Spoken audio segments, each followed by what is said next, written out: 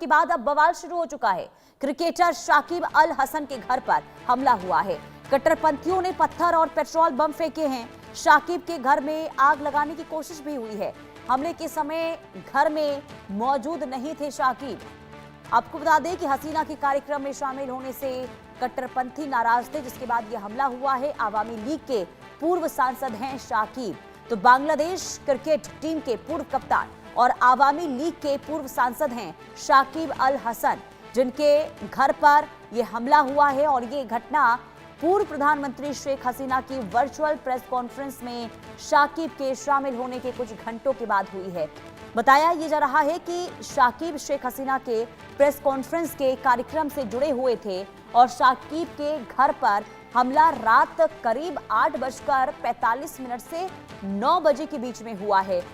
आपको बता दें कि मगुरा सदर पुलिस के अफसर मोहम्मद अब्दुल्ला अल मामून ने यह बताया कि कुछ उपद्रवियों ने पत्थर फेंके, खिड़कियां तोड़ दी हैं।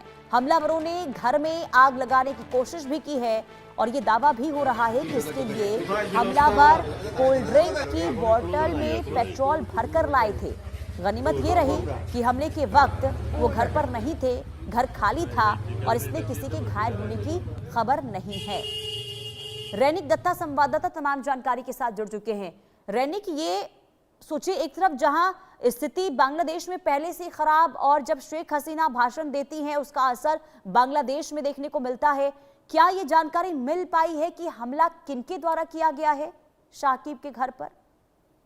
देखिए, अभी मागुरा जो पुलिस स्टेशन है उनके तरफ से इसका पूरा जांच किया जा रहा है। मागुरा पुलिस के सूत्रों के हवाले से जो खबर है कि 8:30 से लेकर 9 बजे के अंदर ये हमले का घटना जो है वो घटाया गया है। देखिए, कल शाम को भारतीय समय 6 बजे और बांग्लादेशी टाइम पे 6:30 बजे बांग्लादेश के पूर्व प्रधानमंत्री शेख हसीना की तरफ से प्रेस कॉन्फ्रेंस किया गया।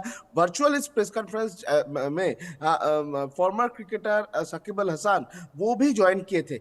और शकीब अल हसन जब ये मीटिंग में ज्वाइन किए थे, उनके तरफ से जब बयान दिया गया उसके बाद ही उनके घर में हमला की घटना जो है वो घटाया गया।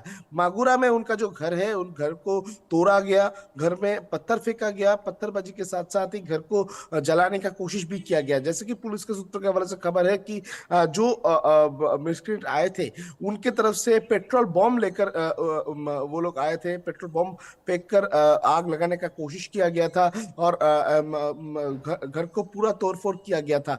उसके बाद ही तुरंत लोकल जो लोग हैं उनके तरफ से मागुरा पुलिस स्टेशन को इन्फॉर्म करने के बाद ही, पुलिस आने के बाद ही वो लोग भाग गए थे। ये पूरा घटना का इन्वेस्टिगेशन ऑलरेडी मागुरा पुलिस की तरफ से किया जा रहा है। शकीब अल हसन की तरफ से एक कंप्लेंट जो है वो फॉर्मली मेल के माध्यम से किया गया है। जैसे कि सूत्रों के हवाले से खबर है कि उस टाइम पर शकीब अल हसन घर में नहीं थी, मगर घर में हमला करने के पीछे अगर कारण देखा जाए तो एकदम स्पष्ट देखने को मिल रहा है कि कट्टरपंथी जो लोग हैं वो शकीब अल हसन का ये प्रेस कॉन्फ्रेंस में अटेंड करना वो लोग नहीं मानना चाहते थे और इसी वजह से ये हमला किया गया है। दूसरी तरफ अगर देखा जाए तो शकीब अल हसन के घर में इसके पहले भी हमले का घटना जो है वो घटा था 2024 में, जब शेख हसीना देश छोड़ी थी।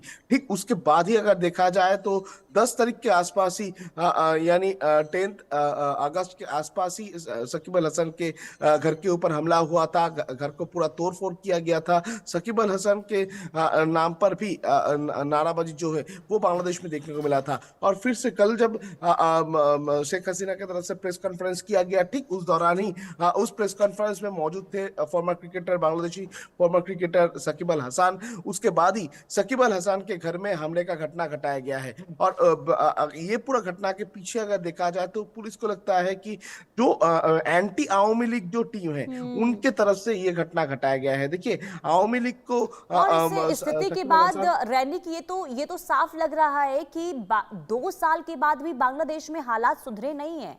सत्ता परिवर्तन हुआ, नई सरकार आ गई है और अगर अभी भी शेख हसीना के जो समर्थक हैं, उनके पार्टी से जुड़े जो लोग हैं, अगर अपनी बातें रखते हैं या किसी कार्यक्रम में शामिल होते हैं तो ये हमला होना, ये सीधे तौर पर कट्टरपंथी अभी भी वहां पर सक्रिय हैं। हाँ, एकदम एकदम ही देखिए, जो तस्वीर देखने को मिल रहा है, जो घटना एक से बढ़कर एक देखने को मिल रहा है, उसमें ये बात तो स्पष्ट हो जा रहा है कि बांग्लादेश का परिस्थिति अभी भी बदला नहीं है। 2 साल पहले भी जिस तरीके का माहौल था, जो लोग आवामी लीग को सपोर्ट करते थे उनके घर में हमला किया जा रहा था, उनको खुलेआम रास्ते में पीटा जा रहा था, घर से निकाल के मारा जा रहा था, वो तस्वीर अभी भी जारी है। यानी कट्टरपंथी राज अभी भी बांग्लादेश में कायम है। और बांग्लादेश का सरकार में नया गवर्नमेंट फॉर्म होने के बाद भी तारिक रहमान की तरफ से सरकार गठन करने के बाद भी ये तस्वीर जो है ये बदलता हुआ नजर नहीं आ रहा है। देखिए, एक तरफ अगर देखा जाए तो जो लोग आवामी लीग को समर्थन करते थे उनके ऊपर टारगेट किया जा रहा है कट्टरपंथियों की तरफ से। ये तस्वीर लगातार 2 साल से देखने को मिल रहा है। तो इसको लेकर गवर्नमेंट की तरफ से कोई प्रिकॉशन क्यों नहीं लिया जा रहा है? गवर्नमेंट के पास इंफॉर्मेशन था कि कल शाम को बांग्लादेशी टाइम 6:30 बजे शेख हसीना की तरफ से प्रेस कॉन्फ्रेंस किया जाएगा। उसके बावजूद बांग्लादेश गवर्नमेंट की तरफ से सिक्योरिटी का इंतजाम जो है वो क्यों नहीं किया गया था? जो लोग इसमें शामिल रहेंगे, देखिए शाकिब अल हसन और रैनिक, क्योंकि अब सोचिए कि अगर आप भाषण में शामिल होते हैं, इसके बाद अगर शाकिब के घर पर हमला होता है और शेख हसीना ने जो ये ऐलान किया है कि अब तो चाहे कुछ भी हो जाए, उनकी जान चली जाए, उन्हें जेल जाना पड़े, वो अपने वतन वापस लौटेंगी, बांग्लादेश वो जाएंगी, तो इसके बाद फिर वो माना जाए जो हमने 2024 में स्थिति देखी थी वही वापस लौट सकती है अगर वाकई में शेख हसीना बांग्लादेश लौटती हैं तो? देखिए, अगर गवर्नमेंट की तरफ से सिक्योरिटी को नहीं मजबूत किया जाएगा, लॉ एंड ऑर्डर सिचुएशन को अगर गवर्नमेंट मजबूत नहीं करेगा, तो दिसंबर महीने में जब शेख हसीना देश में वापस जाएंगे उस टाइम पर फिर से 2024 के जैसा घटना हो सकता है। क्योंकि देखिए, आवामी लीग का जो समर्थक है वो लोग अभी डरे हुए हैं, वो लोग अभी छुपे हुए हैं। मगर शेख हसीना जब देश में वापस जाएंगे उस टाइम पर आवामी लीग का जो समर्थक है वो लोग फिर से बाहर आएंगे, शेख हसीना के समर्थन के लिए बाहर आएंगे। तो उस टाइम पर फिर से कट्टरपंथियों की तरफ से हमला जो है वो हो सकता है। और शेख हसीना के खिलाफ में ऑलरेडी बांग्लादेश में मौत का सजा सुनाया गया है। तो शेख हसीना को मौत का सजा दिया जाएगा, या तो बोल सकते हैं शेख हसीना को पहले तो गिरफ्तार किया जाएगा, उसके बाद उनको सजा दिया जाएगा। ये जो सिचुएशन तैयार होने वाला है, उसके पहले इस तरीके का जो छोटे मोटे घटना हो रहा है, इस तरीके का जो इंसिडेंट हो रहा है, इसको लेकर पहले तो तारिक रहमान का जो सरकार है उनको सतर्क रहना पड़ेगा। क्योंकि देखिए, शेख हसीना का ये जो प्रेस कॉन्फ्रेंस था इसपे शकीब अल हसन रहेंगे, ये ऐलान 2 दिन पहले हो गया था। उसके बावजूद भी ये शकीब अल हसन के घर के सामने कोई पुलिस प्रोटेक्शन नहीं था, कोई प्रिकॉशन नहीं था कि इस तरीके का घटना होने के बाद किस तरीके से मूवमेंट किया जाए। दूसरी तरफ अगर देखा जाए तो कल जब प्रेस कॉन्फ्रेंस हो रहा था, ठीक उसके 2 घंटे पहले तारिक रहमान की तरफ से बयान दिया गया कि बांग्लादेश में अनरेस्ट सिचुएशन तैयार करने का कोशिश किया जा रहा है। मगर एक तरफ जब बांग्लादेश का प्रधानमंत्री जानते हैं कि अनरेस्ट सिचुएशन तैयार हो सकता है, तो उसको लेकर प्रिकॉशन क्यों नहीं लिया गया, ये सवाल ही आ रहा है शकीब अल हसन के ये घटना को देखते हुए। दूसरी तरफ अगर जैसे आप बोल रहे थे कि अगर अभी सिचुएशन ऐसा है तो दिसंबर महीने में जब शेख हसीना देश में वापस जाएंगे उस टाइम पर क्या सिचुएशन होगा, उस टाइम को लेकर गवर्नमेंट की तरफ से क्या तैयारी है, ये सबसे महत्वपूर्ण सवाल हो सकता है। क्योंकि देखिए, कट्टरपंथियों का जो राज 2024 में देखने को मिला था, कट्टरपंथियों की तरफ से जिस तरीके का माहौल बांग्लादेश में तैयार किया गया था, वो माहौल अभी भी बरकरार है। अभी भी जो लोग आवामी लीग को समर्थन करते थे, जो लोग शेख हसीना को समर्थन करते हैं, उनको टारगेट किया जा रहा है। और सिर्फ टारगेट नहीं, उनका घर पे तो तोड़फोड़ किया ही जा रहा है, उसी के साथ साथ पेट्रोल बम लेके आकर घर में आग लगाने का कोशिश किया जा रहा है। यानी एकदम आप देख सकते कि एकदम जान से मारने का जो प्लानिंग वो ये कट्टरपंथियों की तरफ से किया जा रहा है, जो हमला किया जा रहा है। और ऐसे में रैनिक, क्या अभी तक इन लोगों के खिलाफ जांच को लेकर कदम आगे बढ़ाए गए हैं? सबसे बड़ा सवाल ये भी, क्योंकि देखिए फरवरी में नई सरकार बनी थी, तारिक रहमान सत्ता में आए थे, ये कहा गया था कि हालात बदलेंगे, लेकिन कट्टरपंथी अगर बेलगाम हैं तो उन पर लगाम लगाने को लेकर क्या सरकार कदम उठा रही है?